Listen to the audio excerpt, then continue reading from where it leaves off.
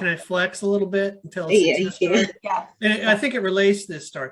So we're working on this big redesign for one of my big clients.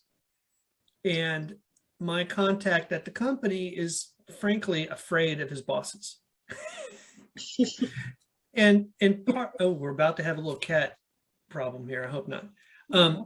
So like he was so afraid that he got me as the SEO advocate and his web designer developer on the call. And we spent a half an hour before they're even presenting this website to the partners who own the business, talking about how we're going to get these people to approve the website. Because he's so worried. And I get it. Yeah. So we simply said, okay, listen, let's not go through the website in its entirety and show them everything that changed and ask their opinion about every little thing that changed. Because these people who own this business are experts in their business. They are not experts in websites. Yeah. They are paying us to be the website experts. But if you ask them their opinion, if only for ego, they're going to have an opinion, albeit an uninformed opinion. So we asked them if we ask them if the logo is too small, they will have to tell us yes or no. They might not care, but because we asked them, they will have to give us an answer or they look silly. So what we did is instead of saying, okay, here's the home page. We did this, we did this, we did this. Is that okay? Can we do this? Do you like that? How do you think about this? What do you think about that? Okay, here's the second page of 500 pages on the website. Did we do this? Did we do that?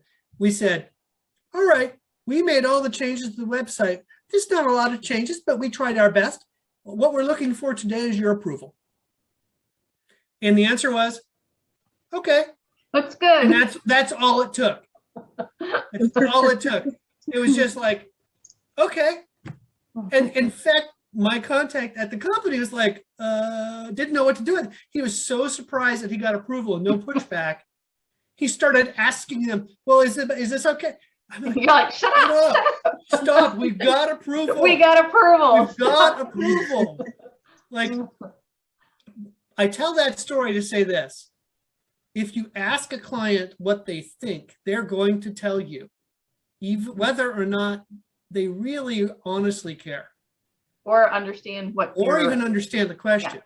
So sometimes it's better to say to client, hey client, I've improved your website experience by making sure that the form submits to a confirmation page.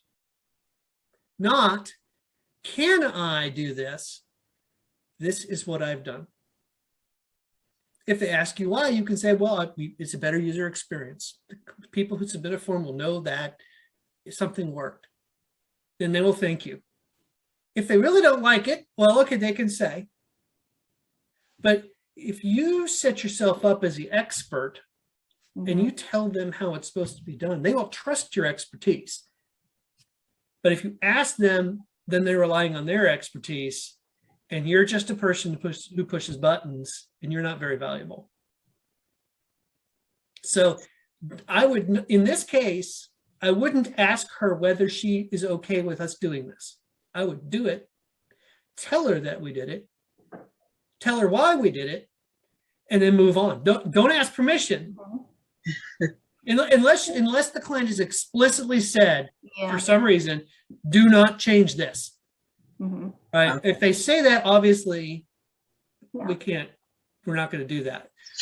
But don't give them the option. Tell them what you did for their own darn good. Yeah. And not hide it. We're not trying to be sneaky. We just want to make sure that so in other words, I'm going back to the whole idea of ask the client if it's okay if you do this. Just tell them that you did it because it's for their own good. And explain why it's a good idea. But we're not trying to hide. We're not trying to trick our clients. We're not trying to treat them as if they're idiots. We're just saying, listen, you've hired me as the expert. I'm the expert. This is what I'm going to do. And most of the time they'll say, thank you, expert, for doing it, rather than I'm going to argue with you. and going to fight back with you because you changed something I don't like. Sometimes clients can be really weird and they can be just really, oh, they're obsessed on one little minor detail. Okay, that's okay. Like, client, that's why you're paying me money to do this. Like, we'll work through this.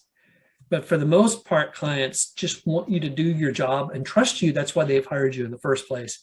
Yeah. So take that trust and don't ask permission for every change.